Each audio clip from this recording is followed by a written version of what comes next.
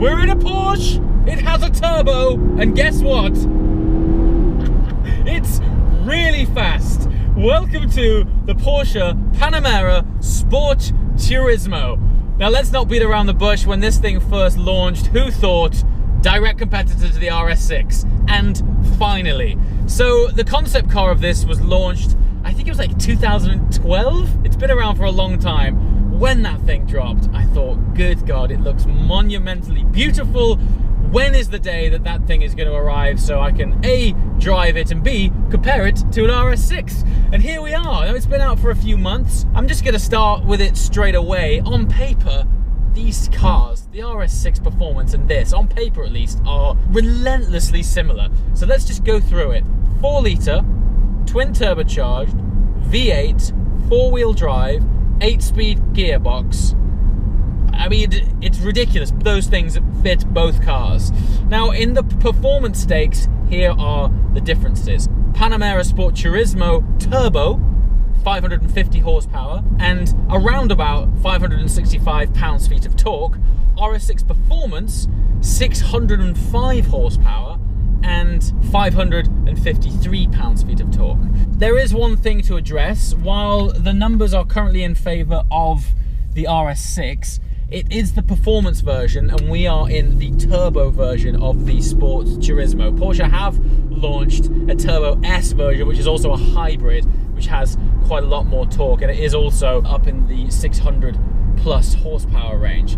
But the reason that I'm comparing these two cars is because of those stats that I have just presented, which are remarkably similar. But of course, on paper's one thing, the way that the nuts and bolts of these two cars are screwed together add up to entirely different experiences in themselves. And the first thing I have to say is, while I've always found the RS6 to be catastrophically fast for the kind of car it is, this is a Porsche, and this is a turbo, and this is mated to their marvelous twin clutch gearbox. Even though they're both 8 speeds, check this out. Good God. Savagery, monumental savagery. It's the way those numbers are applied. Despite the fact they are both unbelievably similar, these guys are applying it in such a way that it's the way that the torque is available immediately low down. The acceleration is relentless but linear and completely progressive all the way up to that top of the very rev range. It's a beautiful environment in which to witness that. Now let's talk about environment. So I want to basically provide you information that you can't Google. Now we've gone through the stats, but how do they feel? How do they compare to drive? Well, there's something about being in a Porsche. They very much, even in like grand tourers like this, they very much have their own feel about them. I gotta say, the way this thing handles and turns in, it just feels like a Porsche. I mean, there's no other way of saying it. I think the biggest difference being in the two cars, and actually the number one thing which has surprised me, is the size differences. Now, you don't exactly look at an RS6 and think compact, but it took me by surprise how big this car feels. It is very wide, and it's very long too. When you park the two cars next to each other, the size differences, this thing looks huge. It's the length of it and the width of it, and even on the road when you're driving it feels a very chunky car. Now that's not only just because of its size, just the way this thing feels in the hands, as it were. It does feel a seriously well bolted together piece of kit, and I would say the word for it is chunky. It's quality, but it's chunky, and just when you've got it in your hands, you really do feel a little bit more as one with the car, despite the fact that it is such a big vehicle. Now, interestingly, my RS6 and the interior of this car are very similar. They're both this sort of ivory, lighter shade of grey interior, and I think that's actually made it for a really interesting comparison because, again, to the eyes, they may look similar, but when you're in here, again, it's a Porsche. So I always thought that the interior of Audis, and let's not do it a disservice, the market position of the RS6, my particular car is coming in well spec'd, around about 120 grand. The spec of this car is coming in at just under 160,000 pounds. Now, it's got a lot of options on it, the interior being one, the extended Alcantara on the roofline here, just like the RS6, and this beautiful ivory interior, just like the RS6. To the eye at first, they look very similar, but I have to say it's such a plush environment, and this is the intangible things that you can't Google, the things that you can't sort of appreciate on paper, that I'm hopefully able to explain to you, that while there is basically a 40 grand price jump in these two cars, I guess the thing that justifies that is the quality and the ambience. Now, aesthetically, I've got to say, when they launched the concept of the Sport Turismo, I was like, take my money. This thing looks fantastic. I've always felt the standard Panamera to be a little bit of a frumpy, bubbly, I don't know, almost disproportionate car. The Sport Turismo has definitely addressed a good chunk of that thing looking a bit weird, but I have to say, now that this thing is now on the road, it still doesn't, to my eyes, look as good as I was hoping it was going to. The RS6 has always had this sort of angry, chunky feel about it, and when I've been following it during this filming, to my eyes anyway, aesthetics are very subjective and very personal, but I just find the RS6 has a more boisterous demeanor than this. This has a sort of, I would say, more elegant quality about it, and aesthetically on the outside at least, it doesn't always do it for me. When I'm on the inside, and this is where I think the two cars differ, when I'm driving the RS6, it sort of encourages me to grab it by the scruff of its neck and exploit its capabilities and unlock that engine tone. I would say that because I upgraded the exhaust system on the RS6, we had the titanium Akrapovic exhaust system fitted to it. It does encourage you to open up its vocal cords and explore that range of performance that the car offers. The interesting thing about this car, despite the fact that it is the turbo variant, it's got that wonderful 8-speed twin clutch gearbox, it's as good going slow as it is going fast. And honestly, in the few days that I've been living with this car, I've enjoyed going slow in it as much as I have going fast. Does that mean, therefore, that maybe you'd be just as comfortable in this if you had the diesel version? Well, when you twist this little knob here and put it into Sport Plus, there is this aura of dynamic ability that comes through the chassis. You feel it stiffen up and you want to unleash all 550 very responsive ponies. And check out this. Going in third gear now, long straight. Surges. Yes, we need to slow down now. Very quickly, we are in the realms of unacceptable. But the way it does it, as I'm sure you can hear, is more limousine-esque in comparison to the RS6. Speaking of which, let's jump in the other one and compare them and see how they feel.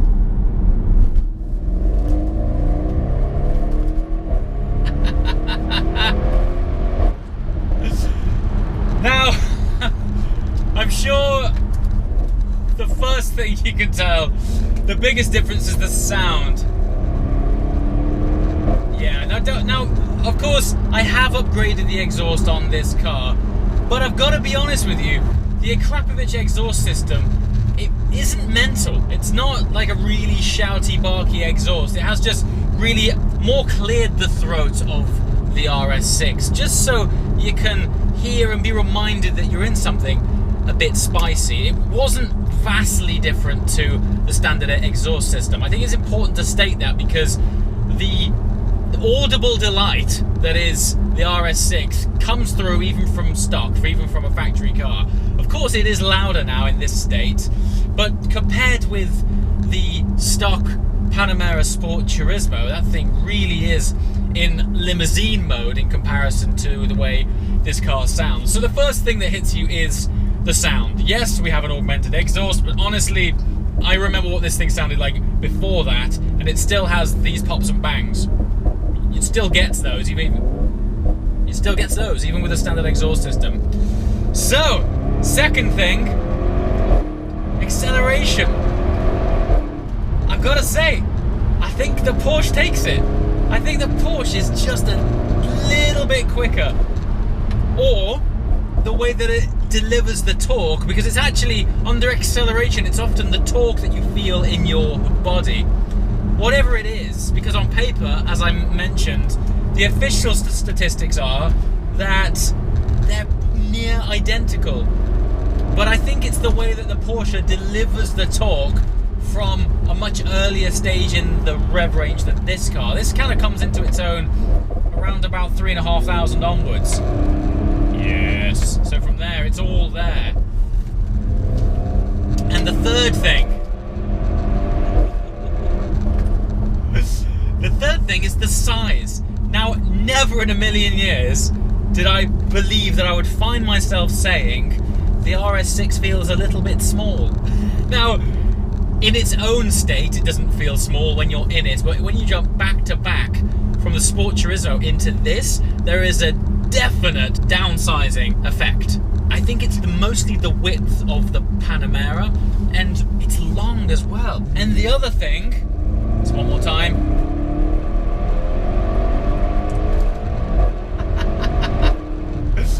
Yeah, after a few of these flat-out runs, I'm pretty confident that the Porsche feels quicker. Once again, whether it is or not, we'll have to do a drag race one day. Unfortunately, I don't have an empty runway to myself right now. But I've got to tell you, the sort of things that you can't Google. You want to know what this really feels like? I truly believe the Porsche feels faster. Having said that, the sense of occasion upon planting your foot, I think, is definitely greater in the RS6. I gotta say that this thing is still crazy.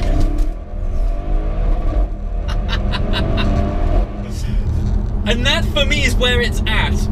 These things are kind of unnecessary cars. I mean, who needs a car that's this practical, that's this fast? It really does tick both boxes at the same time. I've always said that the RS6 is one of those cars that pretty much ticks the most boxes. If you could have one car, this would be such a strong contender for what that single car would be. And now that the Porsche is in this space with the Sport Turismo, I think that as well is absolutely a car that you would consider if you wanted to tick the most boxes. If you wanted something that was going to be ballistically fast, but great for carrying the dog, shopping, kids and the wife, both of these cars, the breadth of ability is astonishing. Now, going back to the size of these cars, when I stepped in this thing, before I even turned it on, I was aware that this car feels smaller. I think the predominant difference is actually the width. When you're looking at the passenger seat and where your passenger sits when they're in the car with you in the Sport Turismo, you're like, are you okay over there? Like, they feel far away. It's such a wide cabin. The transmission tunnel as well feels thick and chunky, and you've got this sort of sweeping elevated control panel that goes up towards the dash. And just as I said earlier, when you're in that car, just sitting in it is a great sense of occasion. Now, when you compare these two cars, we've got this ivory light coloured interior. Granted, headliner in this is black, but they're both with the extended Alcantara. They both have the panoramic sunroof. So there's all of these features that if you were to write it down on paper, they're like the same car. But it's amazing how when you combine these components into one package, they come from different engineering teams with their own unique approaches to how they believe the performance variants of their more practical cars should be. And it's fascinating to have the opportunity to jump into them back to back. To summarize for me, I think it's all down to luxury. I really do. They're both incredibly capable, both four-wheel drive, practical as they come, 4 doors, lots of space, big boot. But the Porsche delivers luxury on a level that is just above this car. We have to remember that this is, you know, this is like a 4-year-old car in comparison to the Panamera, and the interface is starting to feel a little bit dated. It's something that you wouldn't really think about until you jump into a modern car. Porsches do interiors to such a high standard that jumping in them back to back, you are aware that there is a little bit of plastickiness going on about this, and there's a lot more of the analog feel about it than there is in the Porsche. Having said that, the environment in which to sit and absolutely smash miles, this is so awesome. I've got to say as well, the driving positions are unbelievably similar. There is one thing which I prefer about the Porsche, in that you can just drop the rear of the seat down just a tad, so basically your bum sits lower, and for a slightly snugger, more performance orientated driving position, that's what I prefer. But this is pretty much spot on. Now interestingly, if you watch this channel regularly, you'll know that I class myself, I guess, as somewhat of a gearbox snob. What I mean by that is I'd either a manual gearbox or a dual clutch gearbox like the one found in the Porsche. The gearbox in this, even though this is also an 8-speed, this is a more conventional automatic. Now, this might be the first time that I've ever said this, because it's one of the reasons I kind of have never gelled with the Aventador, is because the gearbox is a little bit sloppy unless you're really on it. Interestingly, when you're on it in this, the way that it slams home a gear just delivers that, just another sense of connection that yes, you have pulled that paddle and it's slammed in the next gear. The gearbox in the Porsche, while it is definitely superior, the way it delivers it is so seamless that it's basically an audible tone change. You sort of obviously are aware that it's initiated that shift, but the way that this does it, there's a nice tap in the, listen to that, there's a nice tap in the back that just, it's just there. It just gives you a nice little nudge to say, yes sir, you have initiated the shift. Oh, it's great. I know which one I would have. As absolutely luxurious as it is to be within the confines of that luxurious cave from Porsche, for my sporty practical car, I'm still finding this to tick more boxes than the Porsche from a sense of occasion, right? To sit in, to amble and to be in, the Porsche takes it. It is a more beautiful environment, and it feels a lot more modern and up to date, as it should. But from a driving interaction, I love this thing. It's so good. Comments below. I want to know what you guys think. How would you separate these two cars? What would you say is the sort of thing that differentiates them the most? Is what I've said what you expected, or did you expect the turbo version of this car to eat the RS6 alive? I wasn't sure either, but I wanted to bring it to you firsthand, hopping in these two cars back to back. There's one thing, guys. The algorithm on YouTube is a funny thing these days, and I've had lots of people emailing me and putting in messages that they haven't had alerts when new videos have gone live. So, if you like the content, please, if you go to the channel, next to the subscribe button is a little bell. If you click that, you'll get alerts of when the new videos go live. So if you like the content, please subscribe. If you haven't, that would be amazing. And if you are an existing subscriber, hit that bell and you'll be first to know when brand new content goes live. As always, guys, thanks for watching, and I shall see you very soon. Ciao.